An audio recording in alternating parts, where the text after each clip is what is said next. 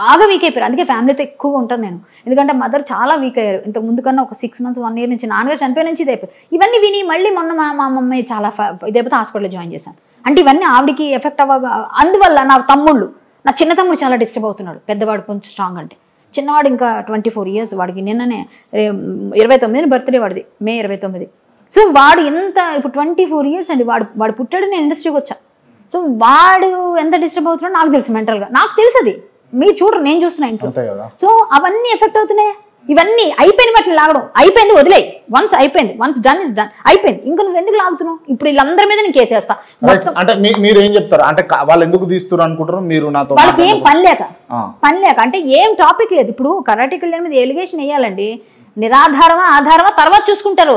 ఎందుకు karate Kalyan why? Kranti ఉన్నాడు, మల్లేష్ ఉన్నాడు, ఎల్లేష్ ఉన్నాడు, ఇప్పుడు క్రాంతి మీ మీద కూడా నేను విన్నాను చాలా. మీ ఇంటర్వ్యూ ఇంత ముందు కూడా నన్ను ఒకసారి అడిగారు, అడిగితే నేను రాలేదు. ఎందుకు క్రాంతి తొక్కల క్వశ్చన్లు అన్నీ వేస్తాడు, పనికిరాని అని చెప్తాడు అతను అని మీ మీద కూడా అంటారు. అది నిజమా? మీరు మంచి విషయం బయటికి బయట అన్నారు, నేను విన్నాను, నేను అన్నాను. అసలు అతను ఇంటర్వ్యూకి వెళ్తే ఏదేదో గొడవలు పెట్టేసి ఆయన టీఆర్పీ పెంచుకుంటాడు అన్నారు. మరి అది నిజమా?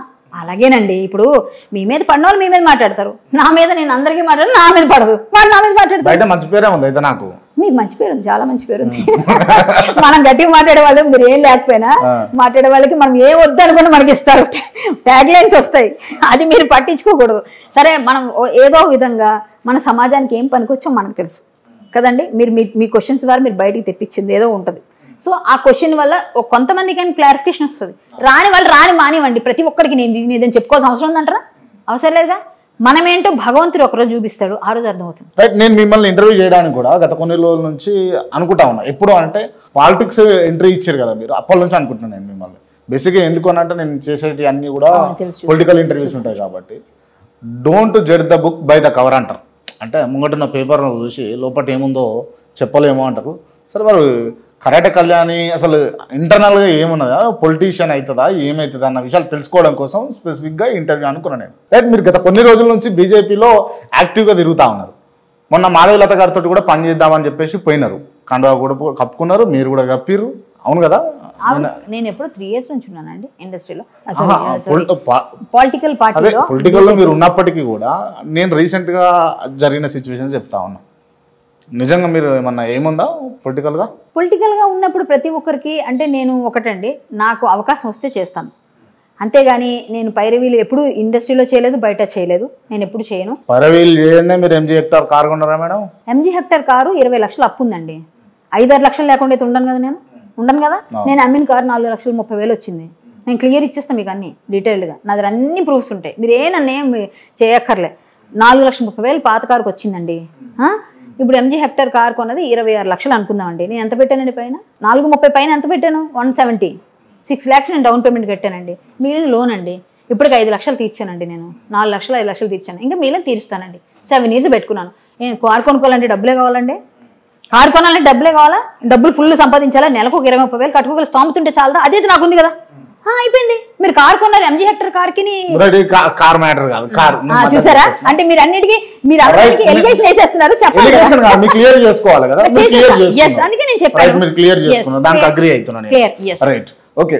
పాలిటిక్స్ లో మీరు ఎమ్మెల్యే కావాలని, ఎంపీ కావాలన్న కోరిక, వాంఛ ఏమన్నా ఉన్నదా మీకు?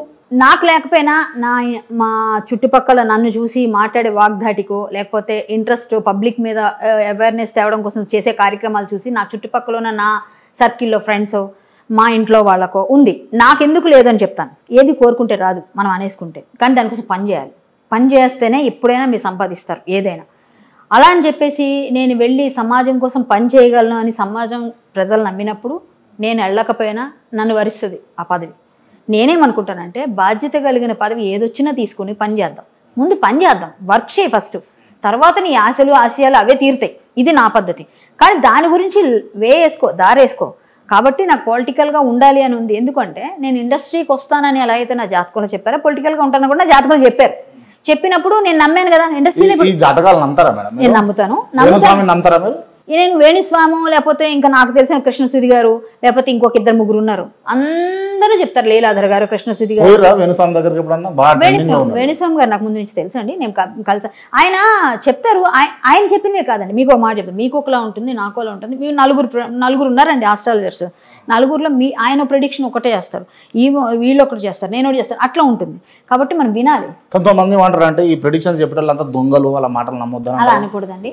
మీరు ధర్మానికి కట్టుబడి వాళ్ళు చేసే పూజల వల్ల, వాక్శుద్ధి వల్ల, కొన్ని జరిగిన వాటి వల్ల అవి జరుగుతాయి. కొంతమంది ఉండొచ్చు, ఎక్కడైనా దొంగలు ఉంటారండి, ఇందులోనే మంచి చెడు రెండు ఉంటాయి. అంటే వేణుస్వామి పైన నేను రీసెంట్గా వీడియో చూసిన, ఆర్పి అనుకుంటా, జబర్దస్త్ ఆర్పి. అంటే ఈ సమంత ఇష్యూ ఒకటి ఉంటే ఇది ఆల్రెడీ 6 నెలల నుంచి, ఇప్పుడు డివర్స్ ఇష్యూ ఏదైనా కూడా 6 నెలల నుంచి 5 నెలల నుంచి నడుస్తూ ఉంటుంది కదా. అది ఎన్నో దొంగసాటంగా పబ్బులో విన్నాడు, ఈయన వచ్చి కావాలనే చెప్పుకుంటూ ఏదో క్రెడిట్ అంతా తీసుకున్నాడు అని అన్నాడు ఆర్పి. ఏమండి, ఇప్పుడు మంచి చెడు రెండు ఉంటాయి ప్రతి దగ్గర కదా. మీరు మంచి వాళ్ళు అనేవారు ఉంటారు, క్రాంతి చాలా మంచి అబ్బాయి, చాలా మంచి వ్యక్తి, హెల్ప్ చేస్తాడు అందరికంటారు. ఇంకోళ్ళు క్రాంతి అస్సలు ఎవరికి పని చేయడు అది అంటారు. అలాగే కళ్యాణి అన్నిట్లో దూరుతుంది, పనికిరాని అన్ని మాట్లాడుతుంది నన్ను అంటారు. లేకపోతే ఎంతమందికి అన్నం పెట్టిందిరా, ఎంతమంది కరోనా రోజుకి 200 మందికి నేను వండి పెట్టాను కరోనాలో, ఎవ్వరు చేయలే. నా 5 లక్షల చెక్ అలాగా 39 సీరియల్ నుంచి వచ్చిన చెక్ 3 లక్షలు 4 లక్షల చెక్ అలా నేను పంచాను.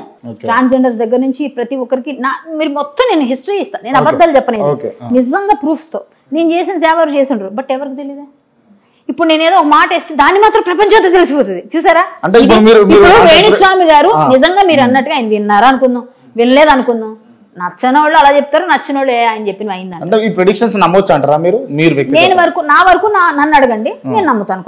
అంటే అలా అని చెప్పి మరి మూఢంగా వెళ్ళిపోను. దానికి నువ్వు ప్రిడిక్షన్ చెప్పారు కదా ఇంట్లో కూర్చొని నేను దేవుడా దేవుడా దేవుడా అంటే రాదు.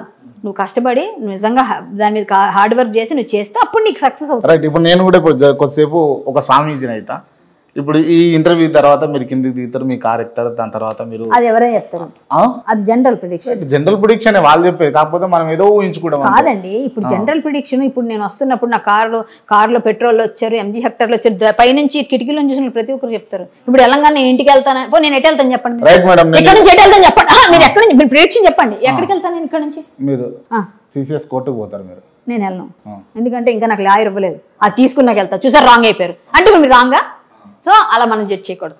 సో అది మీతోనే చెప్పిస్తాను అన్ని. ఇప్పుడు మీరు దాన్ని ఇంటర్వ్యూ చేస్తున్నా, నేను మిమ్మల్ని ఇంటర్వ్యూ చేస్తున్నా, అర్థం కాదు. ఓకే, అసలు మీరు అంటే ఒక ఎమ్మెల్యే కావడానికో, ఒక MP కావడానికో, కరాటే కళ్యాణి ఓ అర్హురాలా? బాగుంది. అంటే ఎమ్మెల్యే అవ్వడానికి ఏం అర్హతలు కావాలి ఫస్ట్ చెప్పండి. అర్హత ఏంటి అలా అలా మీరు క్వశ్చన్ వేసారు, నేను మిమ్మల్ని మీకు ఏ అర్హత కావాలి చెప్పండి. రైట్, మీ పైన ఇన్ని అభాండాలు ఉన్నాయి, ఇంతమందిని మీరు చీట్ చేసిరని. ఎక్కడుంది చీట్ అంటే వెనక్కి తీసుకోండి చీట్ కాదు, చీట్ ఎట్లా అంటారు? చీట్ కాదు, ఇప్పుడు పిల్లల విషయం కావచ్చు, ఏం చేస్తా అది చూపించండి. అభాండాలు ఉన్నాయి, అభాండాలు అన్నప్పుడు క్లియర్ అయిపోయింది అక్కడ. అభాండం అంటే దేని అంటారు? ఇప్పుడు అభాండం నాకు అర్థమైంది. నిజం కాదు, ఒక్క నిమిషం కళ్యాణ్ గారు, ఇప్పుడు చూస్తున్న ఇంటర్వ్యూ చూస్తున్నటువంటి వ్యూవర్స్ కి అర్థమవుతుంది, సరే ఇది విషయం అని. లేకపోతే ఇన్ని రోజులు చూడని వాళ్ళు, ఈ ఇంటర్వ్యూ చూడని వాళ్ళు. రాజాసింగర్ మీద ఎన్ని కేసులు ఉన్నాయి, పీడీ యాక్ట్ కూడా పెట్టారు. సరే ఆయన ఎమ్మెల్యే అవ్వలేదా? రాజాసింగర్ ఫుల్ నుంచి ఫుల్ రిచ్చా? ఏం కాదు, నార్మల్ గానే ఉంటాడు. నేను అదే ఇప్పుడు డబ్బు ఎందుకు అంటే మీరు రాజసింగ్ తోటి పోల్చుకుంటున్నారా? రాజసింగర్ కాదు, బండి సంజయ్ గారు చెప్పండి పని. ఎవరైనా పొలిటీషియన్స్ ముందు అందరూ ఇక్కడ నుంచి వస్తారు కదండి, అది నేను చెప్తాను. వాళ్ళతో పోల్చుకుంటున్నాను చెప్పట్లే, ఎవరితో పోల్చుకుంటారు. ఒక విషయం ఒక పెద్ద వ్యక్తి అన్నాడు, పెద్ద సినిమా వాళ్ళకు ఈ పాలిటిక్స్ రావు వాళ్ళకు మానేనివ్వండి. ఇప్పుడు నేను రాలేదనుకోండి, ఓకే అండి నేను ఎమ్మెల్యే అవ్వలేదు, MP అవ్వలేదు అనుకుందాం, ఫ్యూచర్లో అయితేనో అవనో నాకు తెలియదు. నా ప్రయత్నం నేను చేస్తే నిజంగా నాకు రాసి పెట్టుంటే ఓ రావచ్చు, ఎవరికైనా అనిపించవచ్చు, ఏదో పార్టీ పిలిచి నాకు ఇవ్వచ్చు. నాకు మొన్న కూడా పిలిచారు 2-3 చిన్న పార్టీలు, వెయ్యండి మా తరపునని. నాకు B.Pharm రెడీ చేసి నేను వేసుకోలేదు, ఎందుకంటే నాకు క్లియర్గా నేను ఏది మాట్లాడినా అథెంటికేటెడ్గా మాట్లాడుతున్నా, కెమెరా ముందు మాట్లాడుతున్నా, నేను చెప్పిన ప్రతి దానికి నేను ప్రూఫ్ ఇస్తేనే.